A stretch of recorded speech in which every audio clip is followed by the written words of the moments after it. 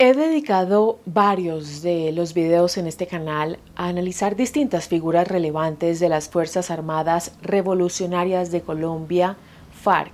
El conflicto armado protagonizado por esta guerrilla se ha extendido por décadas y presenta múltiples dimensiones, lo que ha dado lugar a una gran cantidad de comandantes, los protagonistas de historias que merecen ser contadas. Pero hoy quiero detenerme en un hombre en particular, Néstor Gregorio Vera Fernández, más conocido como Iván Mordisco. Un nombre que resuena por haber sido el histórico líder del Frente Primero y más tarde el comandante del Estado Mayor Central, la principal federación de disidencias de las antiguas FARC-EP. Sin embargo, hay algo aún más llamativo en su historia.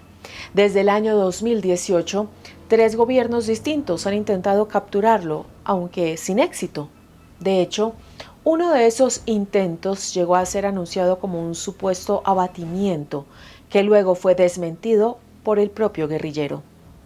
Esta es la historia de alias Iván Mordisco, el hombre que desde hace 8 años no ha dejado de volver de la muerte. Bienvenidos a mi canal, mi nombre es Adriana Chilito, gracias por estar aquí. Si les gusta este contenido se pueden suscribir a mi canal y activar la campanita de notificaciones. De esta manera YouTube les avisará cuando suba un nuevo video. También me pueden seguir en mis diferentes redes sociales. Me encuentran en Instagram, Facebook, X y TikTok como @lachilito. Comenzamos.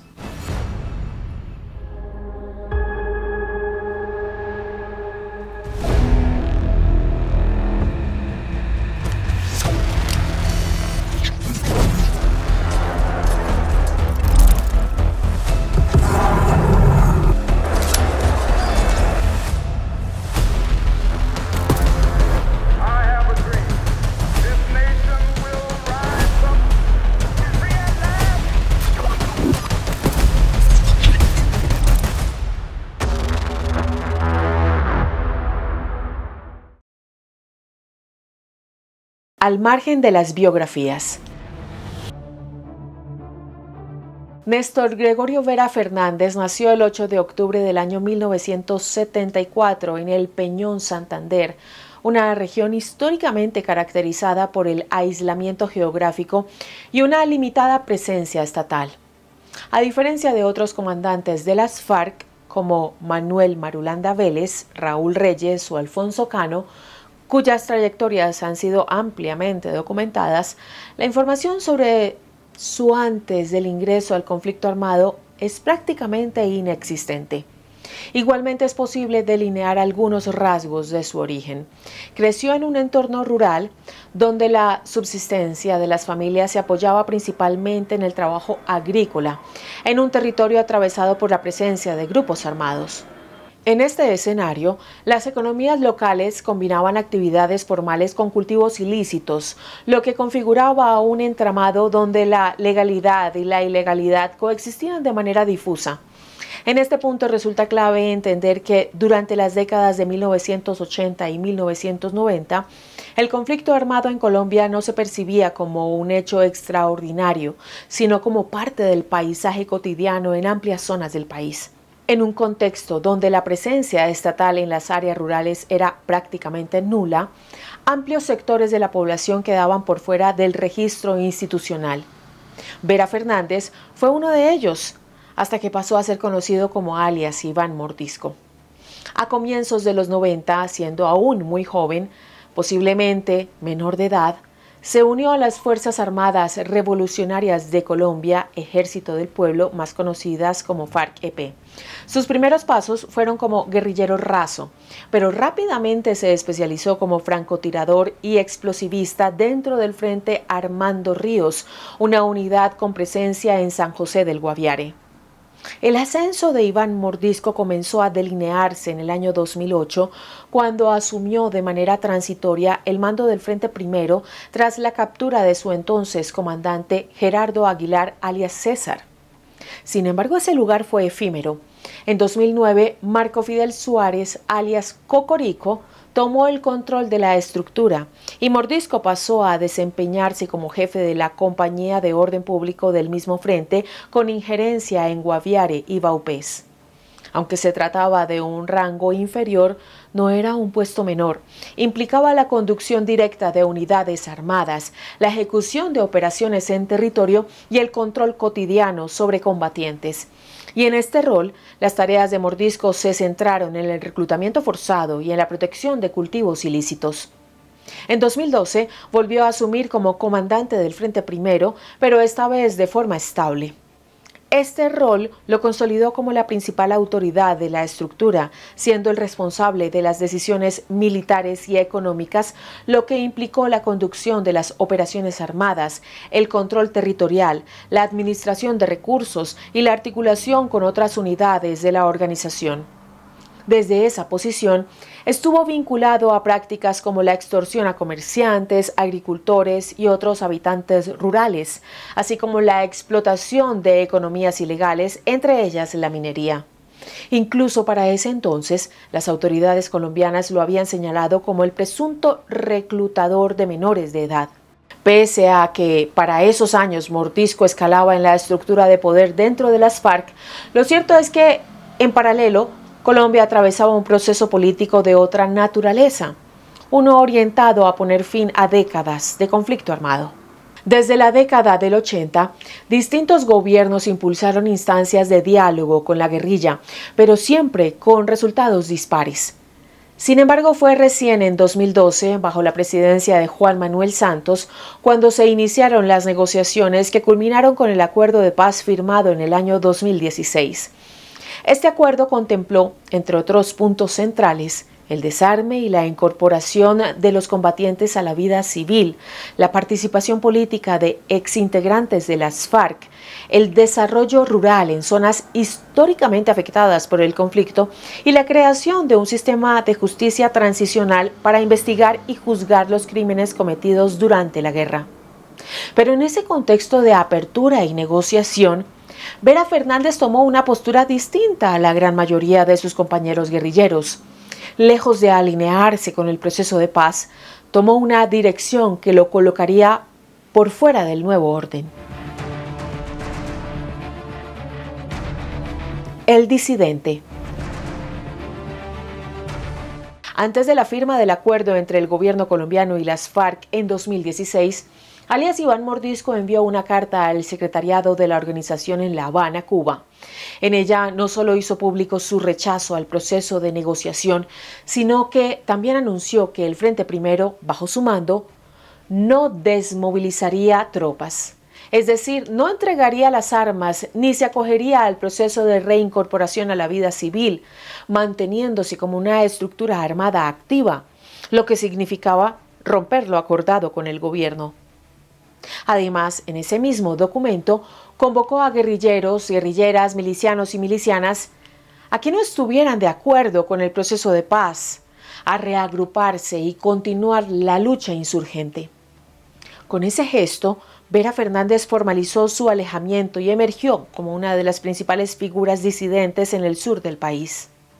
Bajo el liderazgo de Mordisco, el Frente Primero se mantuvo activo con una estructura de aproximadamente 400 combatientes, consolidándose como uno de los núcleos más relevantes de la disidencia armada, con presencia en las zonas de Guaviare, Vaupés, Meta, Caquetá y Bichada. En ese contexto se registró una expansión sostenida de los cultivos ilícitos, junto con el recrudecimiento de prácticas como el reclutamiento forzado de niñas, niños y adolescentes, en particular en comunidades indígenas y campesinas. Igualmente, Mordisco no operaba de manera aislada dentro del entramado disidente. Mientras ejercía el mando del Frente Primero, su accionar se inscribía en una estructura más amplia, el denominado Estado Mayor Central, EMC, una articulación de frentes que bajo el liderazgo de Miguel Botache Santillana, alias Gentil Duarte, rechazaba el acuerdo de paz. En este esquema, los distintos frentes conservaban cierto grado de autonomía operativa, pero respondían a una conducción común que coordinaba alineamientos estratégicos, expansión territorial y economías ilegales. Aunque Iván Mordisco contaba con margen de maniobra, debía alinearse a las directrices trazadas por Gentil Duarte. Pero en mayo del año 2022, Miguel Botache Santillana fue asesinado en Venezuela. Según distintas versiones, hombres de la denominada Segunda Marquetalia, otra facción disidente de las FARC, lograron infiltrarse en su campamento e instalar un artefacto explosivo que terminó con la vida de Gentil Duarte. Lejos de generar un vacío de poder, su muerte aceleró la reorganización interna. Mordisco aprovechó el momento y actuó con rapidez. Envió emisarios a distintas estructuras en Guaviare, Caquetá, Meta, Vaupés y Putumayo y comunicó que asumiría la conducción. Así, con un único movimiento, logró consolidarse como el nuevo comandante del Estado Mayor Central. A partir de entonces, los frentes bajo su mando mantuvieron presencia en los departamentos de Guaviare, Vaupés, Meta, Bichada, Amazonas, Putumayo, Casanare, Caquetá, Tolima, Huila, Valle del Cauca, Arauca y Nariño. También lograron afianzar su presencia en territorio venezolano, especialmente en zonas fronterizas. Si bien el despliegue no alcanzaba la dimensión ni la capacidad operativa de las antiguas FARC-EP, bajo el mando de Mordisco, el Estado Mayor Central se consolidó como la facción disidente más estructurada y con mayor alcance territorial. En ese proceso logró articular y absorber a buena parte de las estructuras surgidas tras la fragmentación del Acuerdo de Paz, avanzando en un proyecto bajo una conducción centralizada. Aunque el EMC se consolidó y amplió su alcance territorial, ese crecimiento también expuso considerablemente a alias Iván Mordisco. A partir de entonces, su figura se convirtió en uno de los principales objetivos de las autoridades colombianas. Un hombre escurridizo. Si bien desde el año 2022 las autoridades colombianas señalaron a Mordisco como uno de los principales objetivos en su estrategia para debilitar a las disidencias, lo cierto es que ya era intensamente buscado desde su etapa al mando del Frente Primero.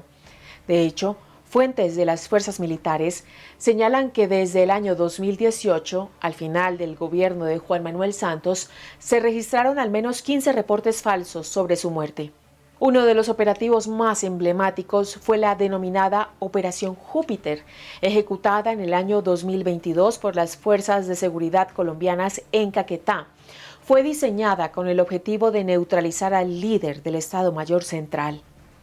La misión no fue improvisada. Para llevarla adelante, se requirieron más de 60 días de trabajo de inteligencia. Durante ese periodo, las fuerzas lograron seguir sus movimientos y ubicar uno de sus campamentos en una zona selvática del departamento del Caquetá. A partir de esa información, se ejecutó un bombardeo de alta precisión que logró afectar de manera significativa a su anillo de seguridad y a varios integrantes de su entorno cercano. Tras el bombardeo, el entonces ministro de Defensa, Diego Molano Aponte, aseguró públicamente que alias Iván Mordisco había muerto. En la misma línea, el presidente Iván Duque anunció al país que el operativo había logrado abatir al jefe disidente. Sin embargo, con el correr de las horas comenzaron a surgir dudas, sobre todo luego de que el general Jorge Vargas, entonces comandante de la policía, reconociera que no tenían en su poder el cuerpo del líder guerrillero. Finalmente, casi 2 meses después y en los últimos días del gobierno de Duque, el Estado Mayor Central difundió un video en el que el propio alias Iván Mordisco aparecía con vida, leyendo un comunicado. Con este gesto, no solo desmentía su muerte, sino que reafirmaba la continuidad de la lucha armada y sostenía que los objetivos políticos de la guerrilla se mantenían vigentes. En ese mismo mensaje, además valoró la voluntad de diálogo expresada por Gustavo Petro, quien poco después asumiría la presidencia de Colombia. El ataque a sus redes de apoyo. Tras mostrar cierta apertura frente a la voluntad de diálogo de Gustavo Petro, era esperable que Iván Mordisco por fin considerara la posibilidad de reintegrarse a la vida civil. En 2023, Mordisco y el Estado Mayor Central decidieron sumarse a la política de paz total promovida por el gobierno. Esta iniciativa buscaba abrir negociaciones simultáneas con distintos grupos armados y organizaciones criminales con el objetivo de reducir la violencia, desarticular economías ilegales y avanzar hacia una pacificación más amplia del territorio. El proceso fue breve y no dio frutos. En marzo de 2024, una lideresa indígena en el departamento del Cauca fue asesinada, lo que marcó un punto de quiebre en las negociaciones entre el gobierno y la estructura comandada por Mordisco. A partir de entonces, la estrategia oficial dio un giro. El énfasis dejó de estar puesto en el diálogo y pasó a centrarse en la persecución directa del líder disidente. Para ello se intensificaron las operaciones militares orientadas a debilitar sus redes de apoyo y su capacidad de maniobra en el territorio. Casi 2 años después, en julio de 2025, el nombre de Mordisco volvió a aparecer en el centro de la escena. Aunque esta vez el gobierno envió confirmaciones apresuradas, comenzaron a circular versiones extraoficiales que lo daban por muerto tras un operativo en Guaviare. Pero con el correr de los días, aquellas teorías quedaron descartadas luego de que la policía anunciara la captura de su hermano, Luis Vera Fernández, alias Mono Luis, señalado como uno de sus hombres de mayor confianza y operador clave dentro de la estructura. Fiel a su estilo, Mordisco reapareció públicamente, pero en esta oportunidad lo hizo a través de una carta dirigida al presidente. Una de las frases del escrito decía: "No creo en la justicia colombiana, pero confío en la justicia revolucionaria". El gesto no solo desmentía una vez más su muerte, sino que también descartaba cualquier tipo de reconciliación con las instituciones. Pero más allá de sus palabras, lo cierto es que en su confrontación con el gobierno, Mordisco dejó de ser quien era. Según afirmaron fuentes militares, el experto líder guerrillero se transformó en una persona paranoica.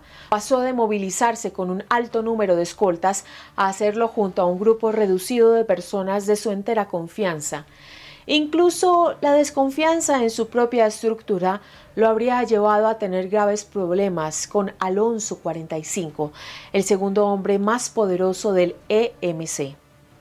En este punto es importante mencionar que la búsqueda de Mordisco se extendió más allá del ámbito estrictamente militar. Las autoridades difundieron carteles con su rostro en distintas regiones del país, incluyéndolo entre los hombres más buscados de Colombia y ofreciendo una recompensa de hasta 4.450 millones de pesos colombianos por información que permitiera ubicarlo. De este modo, la persecución no solo quedó en manos de las fuerzas de seguridad, sino que se amplió al conjunto de la sociedad, donde cualquier dato podía convertirse en una pista clave sobre su paradero. En 2026, la situación de alias Iván Mordisco no mostró cambios sustanciales. El 13 de marzo, el comandante de la policía anunció la detención de varias personas señaladas como parte de su red de apoyo. Entre ellos se encontraba José Manuel Vera Fernández, procesado por porte ilegal de armas, homicidio agravado y secuestro. Apenas una semana antes había sido arrestado Juan Gabriel Vera Fernández en el municipio de Falán, Tolima.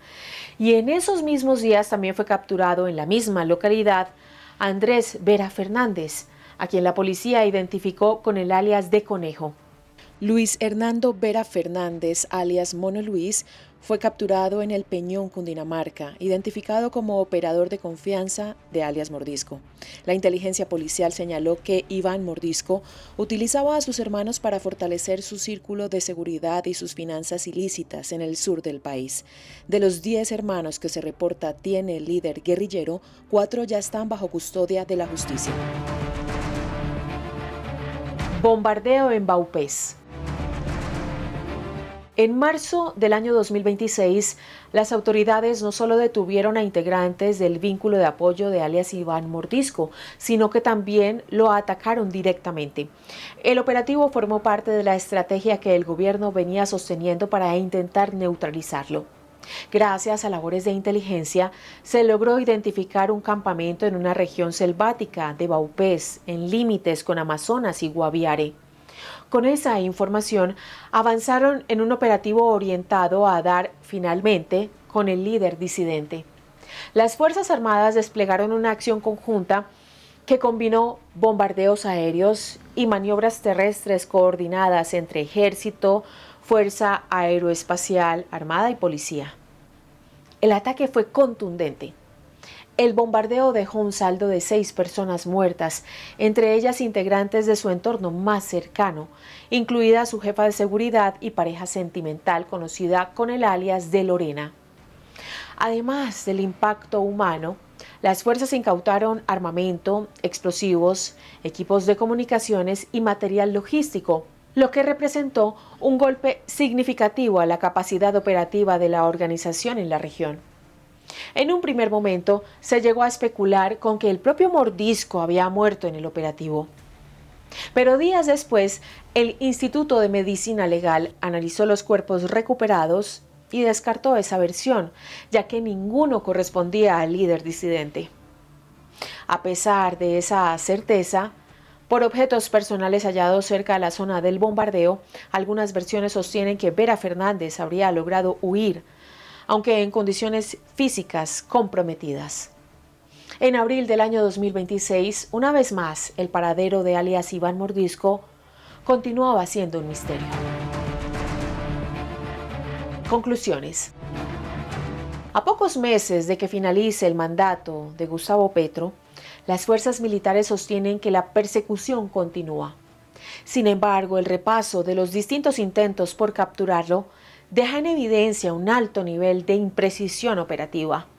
Juan Manuel Santos, Iván Duque, Gustavo Petro. ¿Cuántos gobiernos más se sucederán hasta que se logre terminar con la impunidad de Néstor Gregorio Vera Fernández? Por el momento, ni la confrontación directa ni los intentos de conciliación han dado resultados.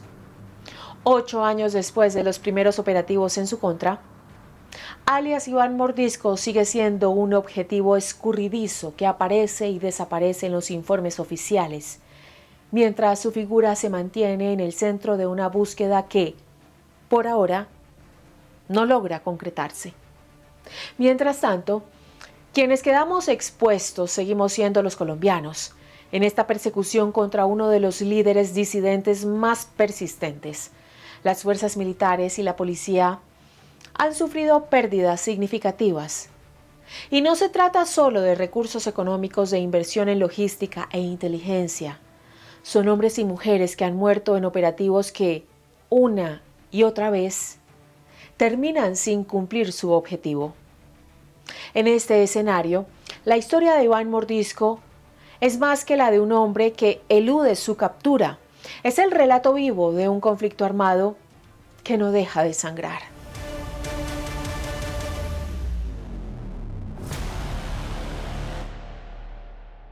Gracias a todos por llegar hasta el final del video.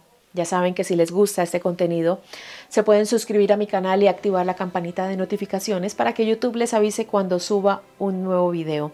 También me pueden seguir en mis diferentes redes sociales. Me encuentran en Instagram, Facebook, X y TikTok como @lachilito. Quiero enviarle un saludo muy especial a todos los suscriptores y por supuesto también a los miembros del canal. Hoy voy a enviarle un saludo especial a David Guerrero. David, gracias por ser un Chili Friend VIP, gracias por tu apoyo incondicional conmigo, con mi equipo y con este canal. Saludo especial a todos, nos vemos en un próximo video. Hasta pronto.